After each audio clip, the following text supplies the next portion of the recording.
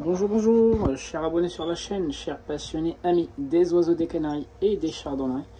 Donc grosse journée de nettoyage, donc fonctionnement de la VMC, donc maintenant elle fonctionne en permanence, donc vous voyez déjà.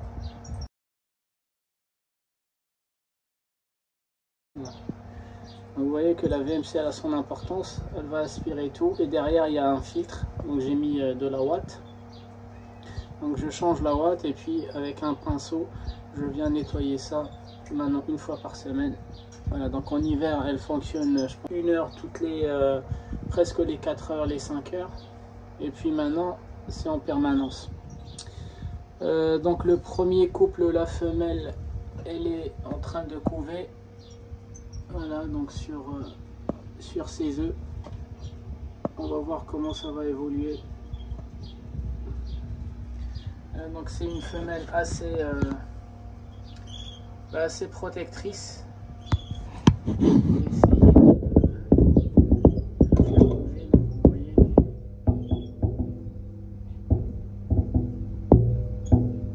donc elle se défend. Donc c'est un bon signe. Donc elle a pendu ses œufs dans le nid. Voilà, donc au début j'ai eu du mal avec cette femelle parce que le nid il était de l'autre côté, il était là-bas les amis. Donc il ne faut pas hésiter à changer le nid, changer de place. Donc la plupart des femelles aiment la façade parce qu'elles se sentent en sécurité. Donc si un prédateur il vient de loin, elles peuvent le voir quand elles sont sur la façade. C'est l'instinct de survie encore une fois. Voilà, donc on met les nids là-bas au fond. Donc certaines femelles ne sont pas rassurées par cette position du nid dans la cage ou dans la pièce d'élevage. Donc il ne faut pas hésiter à jouer avec la position du nid. Donc pour celle-ci en l'occurrence, elle ne voulait pas du tout le mettre là-bas, faire son nid là-bas, donc elle l'a fait là. Mais vous allez voir au deuxième tour, je vais le remettre là-bas. Donc maintenant qu'elle a été rassurée, elle sait que le nid ici c'est rassurant. Le deuxième tour, je vais lui remettre le nid là-bas et elle fera son nid, elle va pendre là-bas. Voilà, donc uniquement pour le premier. Et moi je préfère là-bas parce qu'il y a des cloisons, c'est facile à nettoyer. Quand il y aura les jeunes, ils vont faire leurs fientes. C'est facile à nettoyer parce que sur les grilles, les fientes des jeunes, c'est pas évident à les chercher dans les croisements. Donc voilà, donc là je sais plus, il faut que j'aille voir mon tableau de bord qui est dans l'autre salle d'élevage. Donc si elle a les œufs factices ou si elle a ses propres œufs encore, je ne sais pas si elle avait terminé ou pas, mais en tout cas elle avait pendu. Elle pend et elle couve. Donc soit je lui avais mis, donc vous voyez j'ai pas mis de post-it cette année, donc tout est centralisé dans mon tableau de bord qui est dans l'autre salle. Donc soit je lui ai remis ses nids, j'ai pas encore lancé de couple de canaris les amis, je vais le faire cet après-midi. Donc c'est pour ça que j'ai fait le grand nettoyage, j'ai tout lavé au Karcher, les grilles, les papiers, vous voyez tout est propre. Maintenant que j'ai certaines femelles chardonnerets qui ont démarré, bon bah je vais former les couples canaris parce qu'ils vont aller trop vite les canaris. Voilà, donc pour l'instant je laisse les chardonnerets femelles sur leurs propres œufs et espérons qu'elles ne vont pas les casser. Donc voilà donc pour le premier couple, un très beau mâle. Donc ensuite le deuxième couple, les opales et les porteurs d'opales. Donc vous voyez que celle-ci n'a pas eu du mal en fait à aller faire son nid là-bas. Et vous voyez le nid les amis, chaque femelle a son caractère. Chaque femelle elle confectionne en fait le nid qu'elle veut. Donc ici c'est un nid trop rembourré, donc j'ai dû lui enlever en fait la charpie et comment on appelle ça, râtelier. Voilà, parce que sinon elle allait encore monter d'étage et c'est pas bon pour les jeunes quand il va faire chaud. Ils seront mal ventilés. Voilà, donc celle-ci par exemple, vous voyez que son nid il est léger, il est bon. Voilà, donc sur les contours, on voit très bien que ce sont des jeunes femelles de 2022. Vous voyez les contours de nid, en fait, avec une qui a déjà l'habitude, elle ne peut pas laisser en fait la charpie sortir comme ça. Elles vont bien les entourer. Voilà, donc mes femelles, on voit bien que ce sont des jeunes, parce que les nids ne sont pas vraiment parfaits, ils ne sont pas bien arrondis, etc. Et vous voyez les bouts de charpie ici, ils vont la gêner plus tard, en fait. Voilà, ils vont lui faire...